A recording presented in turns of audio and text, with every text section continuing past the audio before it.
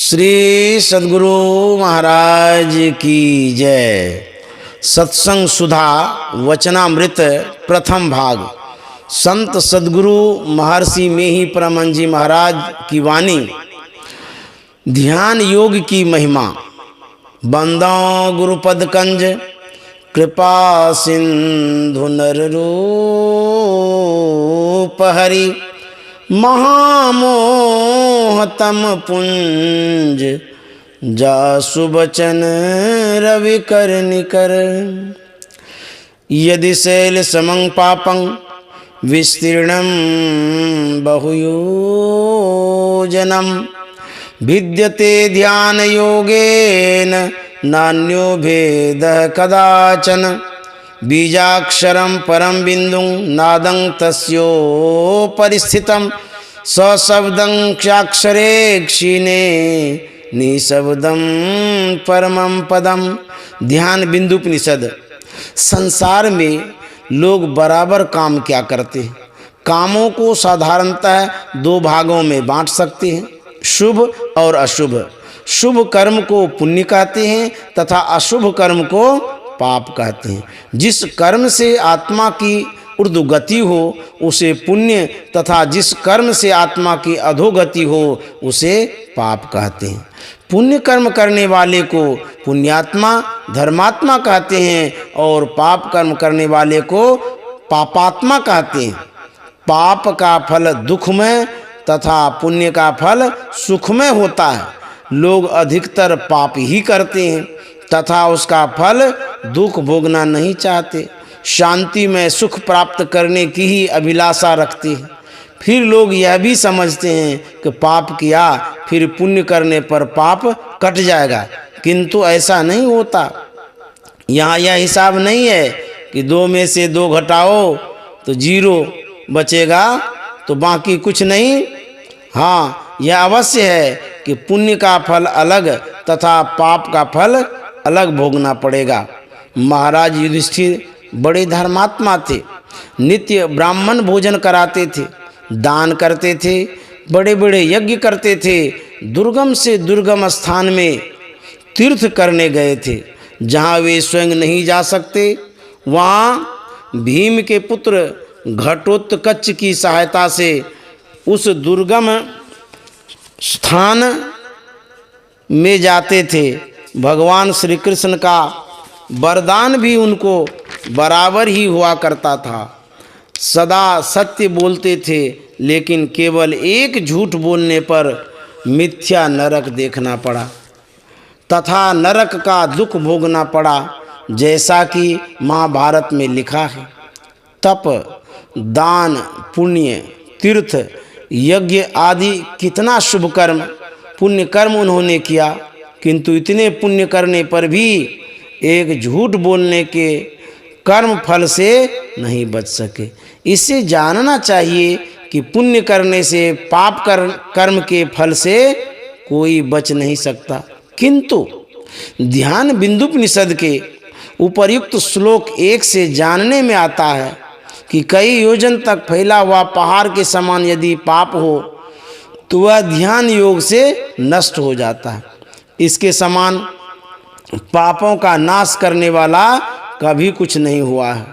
तो अब विचार करना चाहिए कि ध्यानाभ्यास से पाप नष्ट हो जाएगा। यह ऋषि वाक्य उपनिषद में है, इसलिए मान लें अथवा इसको तर्क बुद्धि से भी जानने की कोशिश करें तो तर्क बुद्धि विचारने पर भी यही ज्ञात होता है कि ध्यानाभ्यास से अवश्य नष्ट होगा। क्योंकि जो मनुष्य ध्यानाभ्यास करता है वह अपने मन को विषयों से हटाकर एक ओर लगाता है।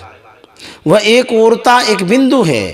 बिंदु उसे कहते हैं जिसका स्थान हो, परिमाण नहीं। तो इतने सूक्ष्म और अपने मन को पहले पहल लगाना संभव नहीं, क्योंकि मोटे अक्षर के लिखे बिना बारीक अक्षर नहीं लिख सकते। इसलिए पहले मोटा मोटी इंद्रिय गम्य पदार्थ का ही अवलंबन लेना उचित होगा।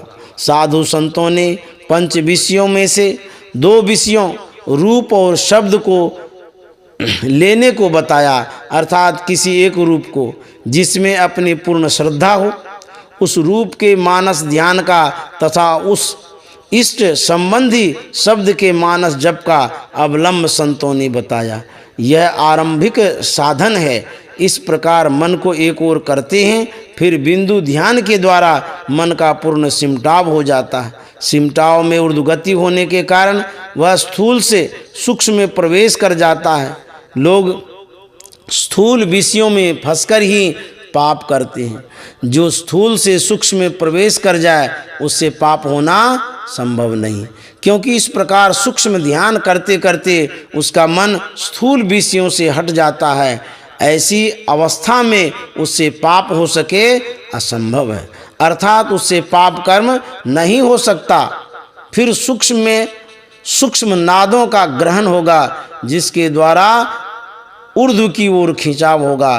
तब कारण और महाकारण को भी पार कर कैवल्य दशा प्राप्त कर, इस प्रकार वह जड़ के सब मंडलों को पार कर कर्म मंडलों को पार कर जाता है। जो कर्म मंडलों को पार कर गया, उसका पीछे का किया हुआ जो संचित कर्म है, उससे वह छुटकारा पाकर प्रारब्ध के बंधन से छूट जाता है। जो कर्म मंडल को पार कर गया है, वह कर्म फल के घेरे में नहीं रह सकता।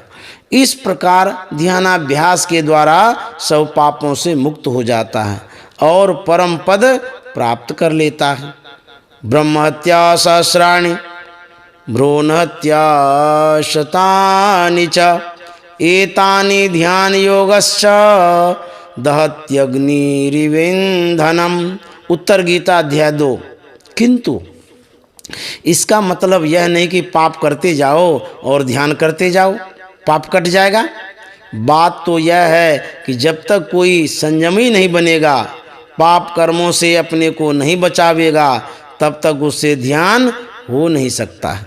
अतः मनुष्य को संयमी होना चाहिए, अर्थात झूठ, चोरी, नशा, हिंसा और व्यभिचार, इन 5 पापों से मनुष्यों को अलग रहना चाहिए। एक सर्वेश्वर पर अचल विश्वास, पूर्ण भरोसा तथा अपने अंतर में ही उसकी प्राप्ति का दृढ़ निश्चय रखना चाहिए। आप कहेंगे कि बाहर में परमात्मा को क्यों नहीं प्राप्त करेंगे? तो पहले यह जानना चाहिए कि परमात्मा इंद्रियगम नहीं है, वह आत्मगम्य है। बाहर में आप इंद्रियों के संग संग चलेंगे, किंतु अंतर में चलने के समय इंद्रियों से छूटते हैं। इसके लिए जागृत से स्वप्नावस्था में जाने की स्थिति पर विचार कीजिए। जागृत स्वप्न के बीच एक तंद्रावस्था होती है। उसमें क्या होता है? हाथ पैर कमजोर होते जाते हैं, उसमें गला झुक जाता है। ज्ञात होता है कि शक्ति भीतर की ओर खींची जा रही है, बाहर का ज्ञान जाता रहता है। सामने का कोई रूप नहीं देख सकते। कोई सुमधुर शब्द में गाना गाता है तो उसे भी नहीं सुन सकते। क्यों? उस समय बाहर से सिमटकर भीतर प्रवेश करने में बाह्य इंद्रियों का संग छूटता है। इंद्रियों का संग छोड़कर आप अकेले रहकर उस परमात्मा की पहचान कर सकते हैं। इसलिए अपने भीतर प्रवेश कीजिए। जब अपने अंदर में पहचान हो जाएगी, तब बाहर में भी पहचान सकते हैं। सब किछु घर में ही बाहर नहीं, बाहर टोले सो भरमी भुलाही। गुरु प्रसादी जिन अंतरि पाया, सो अंतरि बाहरी सुहेला जीव। गुरु नानक देव। सद्गुरु की निष्कपट सेवा, सत्संग और दृढ़ ध्यानाभ्यास, इन त्रिविध कर्मों को नित्य करना चाहिए। श्री सद्गुरु महाराज की जय। आप सभी श्रोता विद्यानंद बाबा बेस्ट चैनल पर परमाराध्य के अमृत वचनों को सुन रहे थे। आप इसे लाइक करेंगे, सब्सक्राइब करेंगे तो आप तक सबसे पहले यह प्रवचन पहुंचेगा। आपके द्वारा लाइक किया गया मेरे मनोबल को बढ़ाएगा और मैं प्रसन्नतापूर्वक, खुशीपूर्वक, उमंग के साथ आपके लिए प्रवचनों को यहाँ से प्रस्तुत करता रहूँगा। श्री सद्गुरु महाराज की जय।